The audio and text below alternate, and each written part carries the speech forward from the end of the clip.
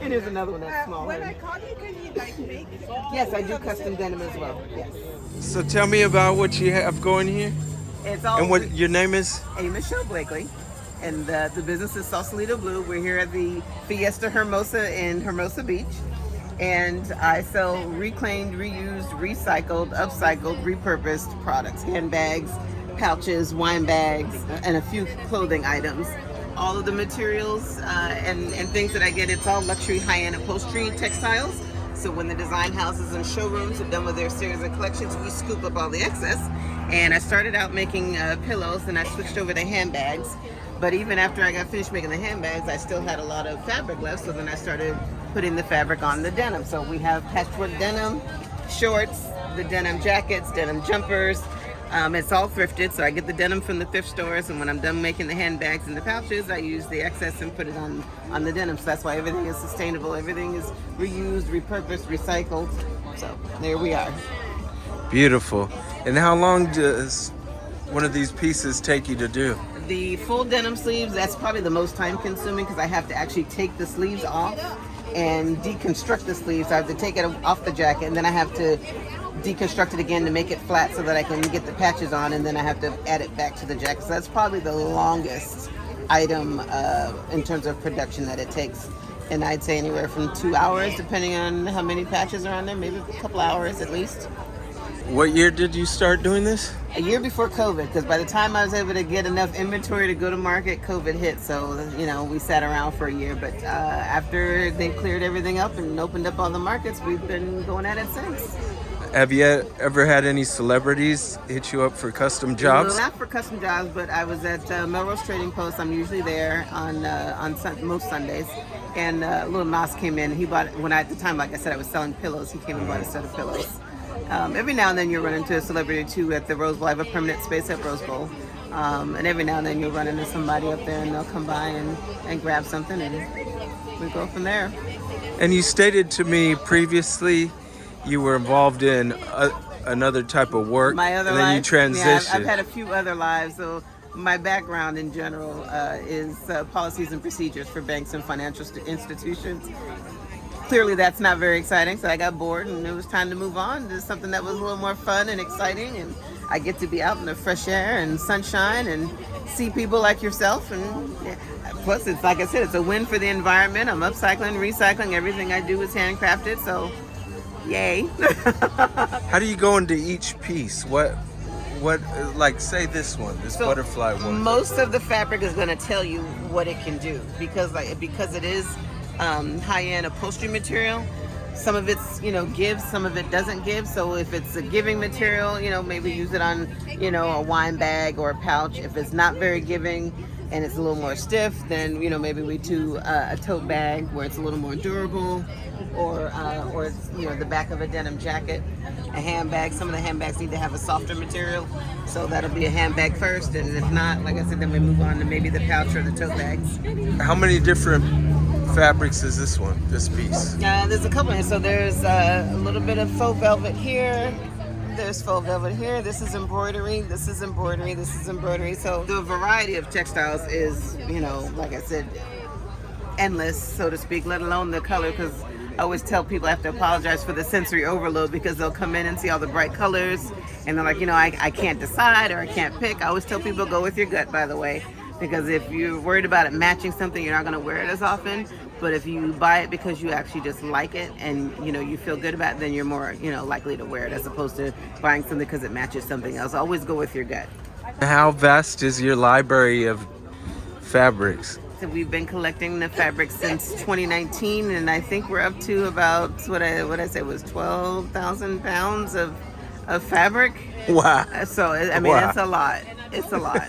I've got pretty much every color you could possibly think of, let alone pattern and style. So it just depends on what the client wants. I'm usually, I can cover them pretty good. Very rarely do I have somebody say, oh, well, I don't have something for that. Usually I can go to my closet because I have a home studio and pull something out and it works for them. How do you have it organized? By material or color? By color. By color? Yeah.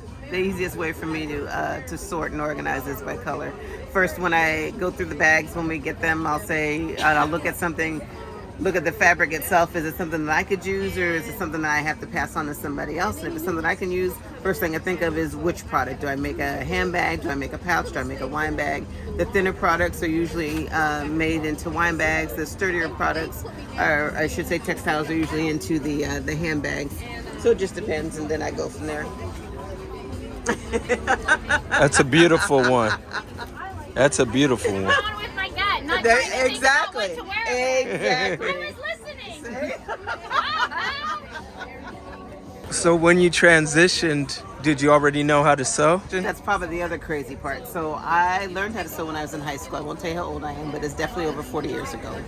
And my husband didn't even know I knew how to sew. I wasn't sure I'd remember how to sew, but it was like riding a bike. Got a machine. He bought me a machine, and I started sewing. I'm a very fundamental sewer, so my maximum is like zippers. I can barely do a straight line, but I stop at zippers. So if you notice, all my bags are very simple, functional. They're not overly, complicated. They're very simple bags, but they're beautiful and they're still stylish. But yeah, I haven't sewn since I was in high school, but it was like riding a bike. I was able to get right back into it. It was a piece of cake. Do you depend solely on this for your income? Oh, yeah, I do this full time. This is it. Oh, wow. Yeah. It's a labor of love. That's everyone's dream. It's to a do what labor they of love. Yeah. Definitely. I couldn't be happier. And my husband is my biggest cheerleader. Anything I need, he's like, I got it. He'll cover it. If I need another vendor, he's all over it. Right now we're working on trying to get the wine bags wholesaled. So he's working on getting vendors so I can wholesale the wine bags to different vendors. So yeah, definitely my biggest cheerleader. Dope. So the textile on the back of her jacket, one of our neighbors was having a garage sale, and that quilt, I think his grandmother sewed it. It's like 30, 40 years old. Wow. So it was a knitted blanket. So I cut it up and put it on the back of a jacket. I put it on the back of a vintage, one of the jumpers I was telling you about. Mm-hmm. I was able to get my hands on about 5 German mechanic jumpers, vintage. And I cut it and put on the back of that. I think I made a couple of knot bags out of it. So I'm slicing and dicing it, trying to get it on as many products as possible. Beautiful. This is the one that just feels that the right. Yeah. Totally. What's the price range of your jackets? $49 to $300. Yeah. And I'm not trying to break anybody. So I've seen the patchwork that I hear a lot of times. People say, oh, well, I saw a pair of denim jeans patched just like yours and they wanted $400. Yes, I know. I know they can be very expensive, but there's no need. There's no need. Yeah, because I've seen stuff you could get way more. Yeah, I know. Some of this I hear it all the time, but that's like a landlord raising their rent $1,000. Just because you could do something doesn't necessarily mean you should. Exactly. You know what I mean? Agreed. Yeah, this is a win for everybody. You feel good, I feel good, the environment gets a win because the stuff's, not in a landfill. So it's a win for everybody. So how do you pick up all the pounds of fabric? In a truck? U-Haul. Whoa. That's how, yes. Wow. U-Haul. Yeah, U-Haul, depending on the size of the load, we've rented vans, yeah. That's how, you thought I was kidding. It's a lot. It's a lot. And are there any goodies that you've ever found in all those fabrics? Like I said, the biggest thing that I think that I find or that I'm shocked about is just how expensive some of this stuff is. Like $900 a yard is insane. No, it is. Absolutely insane. Oh, well, and I'll tell you something else. So one of the vendors that we got was a rug vendor, and they were closing shortly after we had gotten a couple pickups from them. I was able to partner with an pet adoption agency in Vegas. So we would get the rugs and give them to them because they would put them in the kennels for their dogs. Because they were getting carpet remnants, but they were having to cut it. They were getting like the big, regular rolls, like commercial carpet rolls. But the samples that we were getting were perfectly sized for cages and kennels. So we would go down and scoop up all the rug remnants and take them over to the adoption agency. And they would put them in the kennels and cages. Wow. Yeah. Wow. Yeah, there's a use for everything.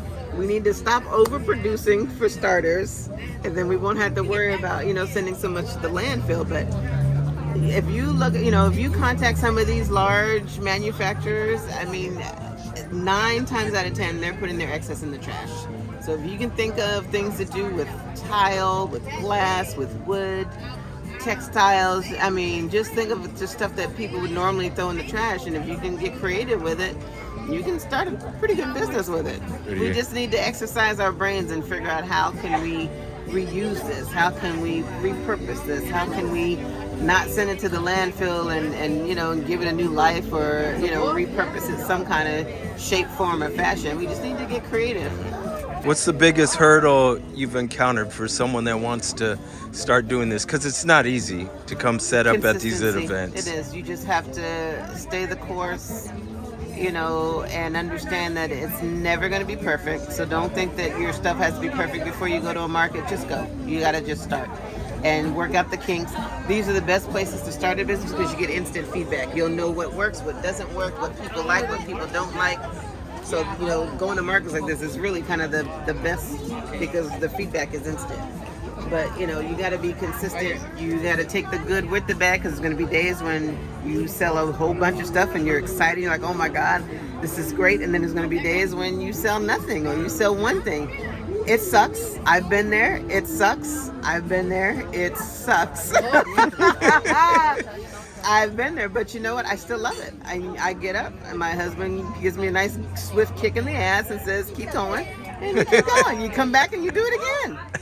You just come back and that's why I said you just have to be consistent. Just come back and keep doing it. Just keep tweaking and pay attention to your market. Talk to the people that come into your booth and then, you know, find out what they like, what they don't like. And people are very quick to give you ideas. Sometimes their ideas are great and you can incorporate them. Other times you just smile and say thank you and you move on.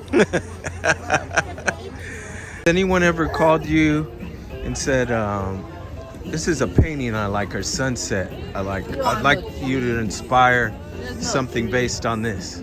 No, No? not yet. Interesting. Not yet. Well, I'm going to be the first. Fair enough. There you go. Fair enough. You got it. There it is, folks. All right.